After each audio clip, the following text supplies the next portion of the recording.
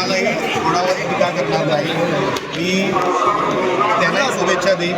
तुम्ही शहरासाठी तुमचंही योगदान कुठे लागेल तर तुम्ही शहरासाठी चांगलं काम करा, ज्यांनी आमच्या नजरेमध्ये शून्य कोणच नसतो। प्रत्येकाची आपली ताकद असते, ते अहंकारामध्ये होते। आज त्यांचा अहंकार कुठला असेल? मालवणमध्ये काय घडते याकडे साऱ्या राज्याचे लक्ष लागून राहिले होते, कारण मालवणचे आमदार निलेश राणे यांनी भाजप उपाध्यक्षांच्या थेट घरात स्टिंग ऑपरेशन करून प्रचंड मोठी खळबळ उडवून दिली होती। मी विकासावर बोलतोय, परंतु भाजपने पैशाचा महापूर आणलाय असे खुलेआम सांगत निलेश राणे यांनी थेट नितेश राणे यांच्यावर तोफ डागत होते। यामुळे निलेश व नितेश या दोन राणे बंधूंमधील मतभेद टोकाला गेले आणि वैमनस्य उफाळून आले असे वातावरण झाले होते। या पार्श्वभूमीवर मालवणमध्ये नेमके काय घडणार याकडे साऱ्यांच्या नजरा लागून राहिल्या होत्या, परंतु निलेश राणे यांनी अखेर करून दाखवले अशी भावना आता सर्वत्र व्यक्त केली जात आहे। आमदार निलेश राणे यांच्या शिंदे शिवसेनेच्या नगराध्यक्षपदाच्या उमेदवार ममता वराडकर या 1022 मताने विजयी झाल्या। त्यांची लढत उबाटा शिवसेनेच्या पूजा करलकर यांच्याशी झाली। विशेष म्हणजे भाजपा उमेदवार शिल्पा यतीन खोत या तिसऱ्या क्रमांकावर फेकल्या गेल्या।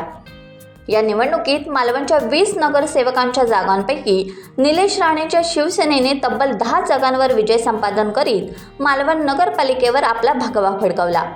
भाजपला मालवणमध्ये केवळ 5 जागांवर तर शिवसेना ठाकरे गटला केवळ 4 जागांवर समाधान मानावे लागले व एक अपक्ष उमेदवार विजयी झाले। मालवणचे भूतपूर्व नगराध्यक्ष श्री सुदेश आचरेकर हे देखील या निवडणुकीत प्रभागातून विजयी झाले। नगराध्यक्षपदाच्या निवडणुकीत ममता वराडकर यांना 4201 मते मिळाली, तर त्यांच्या प्रतिस्पर्धी शिवसेना ठाकरे गटच्या उमेदवार पूजा करलकर यांना 3179 मते मिळाली। भाजपच्या शिल्पा खोत यांना 3154 मते मिळाल्याने त्या तिसऱ्या स्थानावर फेकल्या गेल्या।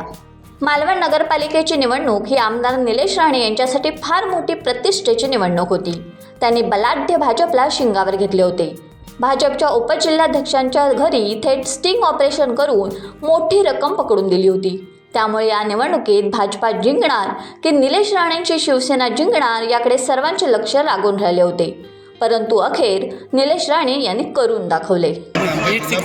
खास करून मी आभार व्यक्त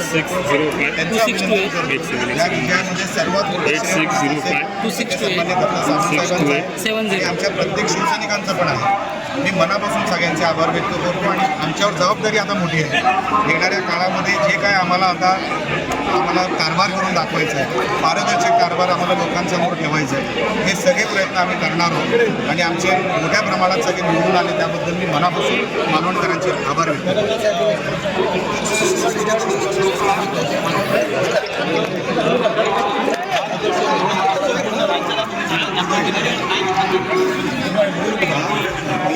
मी कोणालाही कोणावर टीका करणार नाही। मी त्यांनाही शुभेच्छा देईन। तुम्ही शहरासाठी तुमचंही योगदान कुठे लागेल तर तुम्ही शहरासाठी चांगलं काम करा, ज्यांनी आम्हाला शून्य समजलं होतं मी त्यांना कधी शून्य समजायचा मी कधी चूक करणार नाही। माझ्या नजरेमध्ये शून्य कोणच नसतो, प्रत्येकाची आपली ताकद असते, ते अहंकारामध्ये होते। आज त्यांचा अहंकार कुठला असेल, पण इथून पुढे कधीच अहंकारामध्ये राहू नका, एवढ्याच या निमित्ताने मी त्यांना शुभेच्छा देऊ शकतो। रत्नागिरी टाइम्स डिजिटलला लाईक करा, सबस्क्राईब करा, शेअर करा आणि बेल आयकॉन दाबायला विसरू नका। पाहत रहा रत्नागिरी टाइम्स डिजिटल।